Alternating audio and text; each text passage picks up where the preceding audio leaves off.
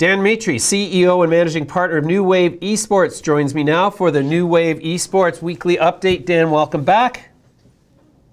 Hey, it's good to be back. Thanks for having me, James. You bet. Dan, you put out quite an announcement today concerning the Pacific Championship Series of the League of Legends Southeast Asia Tour. Why don't we start with that? Yeah, so we're very, very excited to announce that our investment in Talon, a team operating out of Southeast Asia, is entering the inaugural season of the Pacific Championship Series with a full franchise spot in League of Legends. This is monumental for Talon. As we know, League of Legends is one of the top all-time played games worldwide. They've also hosted tournaments around the world and have incredible viewership that's been beating traditional sports. Now, this franchise spot and the league is kicking off on February 8th in 2020. So we've got a lot of gearing up to do and get Talon focused as they lock down this franchise spot and open up a whole world of opportunity within esports. You bet. And so what is the maximum potential prize look like for this thing? Well, those details have yet to be announced. I see. And we expect Riot to be releasing that information pretty soon. But, you know, Talon is very much posed for success in claiming a lot of that prize purse. Talon has always focused on unity, hard work, consistency, innovation, and ambition. And that has led to several championships already, not just within League of Legends, but within Overwatch. You know, there are 3-time Pacific Contenders championships. They've won tournaments in Street Fighter V, and in Tekken, and 3 championships in Tekken Dojo titles. So they're posed for success. They have actual winning teams. So it's important that as League of Legends come online within Southeast Asia, that they are very much ready to claim those big prize purses. So I'm excited to see what Riot announces here over the next coming months as we lead up to kick off on February 8th. You bet. Okay, so this is what they mean when they say esports is beating out the Super Bowl or pro sports, is that these large tournaments are generating audiences that start to really not only outnumber the pro sports audiences, but also start to undermine the pro sports audience contingent by drawing some of those people off into the world of esports.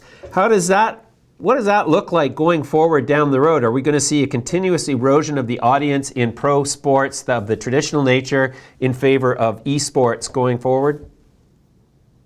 Yeah, I mean, I think you will see that from not only just an audience engagement standpoint. There's millions of people who play League of Legends, so there's an inherent interest in watching esports within League of Legends. But because those eyes are very much attached to some of this incredible entertainment, the tournaments that are coming out of various regions of the world, you bring in new sponsorships, and those sponsorships is what fuels the esports ecosystem. And that's why all of these big brands are trying to get in front of the millennials and Gen Z and younger eyes that will have a propensity to engage in their product. So, you know, esports is fueled not only by the games that are played, like League of Legends, and the people that adopt them, but also the big money that's coming through. And in order to make that happen, you have to have high-quality teams competing in your titles and high-quality teams that know how to operate businesses. So Talon, they actually come with a new roster stacked with high-caliber performance and experience in previous leagues within League of Legends. And they're going to be competing in this next season starting in February. We haven't announced any players or coaches yet, much like Riot hasn't released a lot of their information on the league or the PCS spot, but we will be announcing that soon. But it's important that it's important to know that we're engaging our fans each week through the League of Legends PCS tournament by providing new innovative content focused around our roster. So you see we have a blend of content, we have a blend of highlighting our players and the performance they compete within the tournament, which all plays into the viewership entertainment of the League of Legends streams themselves. So it's all very much interconnected, and it's built with high quality experiences for fans around the world to connect. You bet. Okay, so for Talon as a team, what are the biggest threats to Talon going into this championship series? Where are their weaknesses relative to the other teams, and how are they going to deal with those to emerge victorious? I mean, there's a lot of teams out there competing at incredible calibers. And you have some of the best players in the world coming out of Southeast Asia, especially where this PCS or the Pacific Championship Series is being merged. So this PCS is actually merging with the LMS, the League of Legends Master Series, and the League of Legends Southeast Asia Tour. So you can only imagine the kind of expertise that's coming out of these athletes that are bringing their best game to the tournament.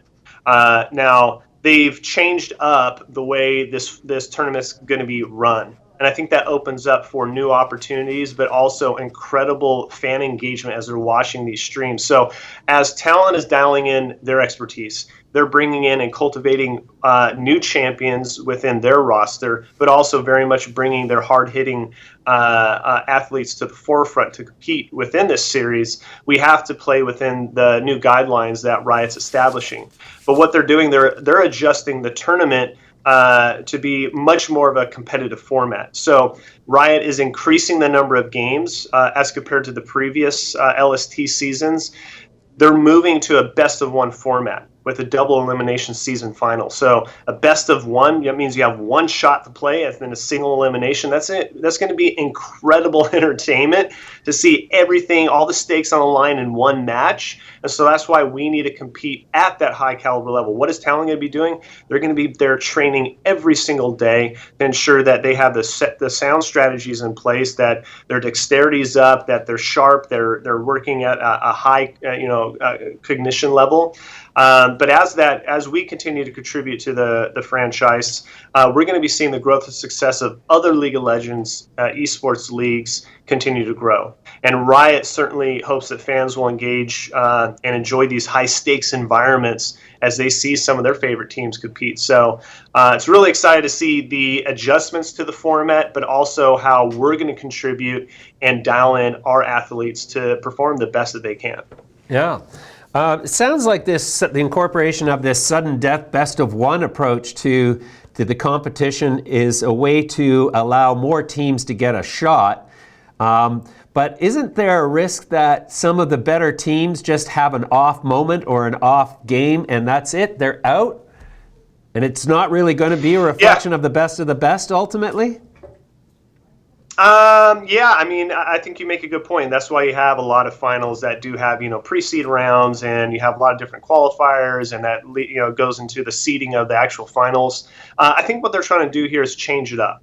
And it's important to be fresh in your format. So they certainly have 10 years of running tournaments underneath their belt. And so Riot very much firmly believes that these adjustments is going to create a more entertainment and high stakes environment that's going to push viewership. Obviously, every single one of these matches is going to be do or die, but it's also, you may have an off day, but you better be on top of your game day over day. So I don't think there's any room for slack here, and Talon needs to be really honed in on their strategy and their proficiency to work as a team with everything on the line in just one single match. So yeah, it's going to be intense. And if you can make it to the finals, man, you really worked hard and you certainly deserve it. So, sure. The goal of the new league that Riot started is, and especially with those adjustments, is to continue to increase the level of competition in Southeast Asia, Taiwan, and Hong Kong by creating, a much more engaging experience for fans. So that's where they feel that's coming through, and certainly coming through in their live streams. So I will also add that to ensure the strength and sustainability of the league, Riot spent a long time, very extensive, like a multi-month team vetting process in accordance with Riot's global league operation policies to really find the committed team organizations that are responsible with their finances and a mutual understanding of fan focus. So not only is it important that these teams can play at a high caliber, but there's a whole business behind these teams that are sustaining them and pushing them forward, because this is part of the franchise model.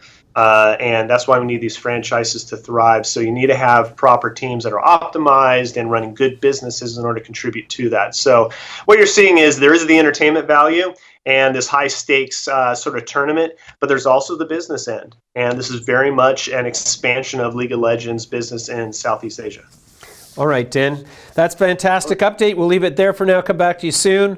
That was the New Wave Esports Weekly Esports Update.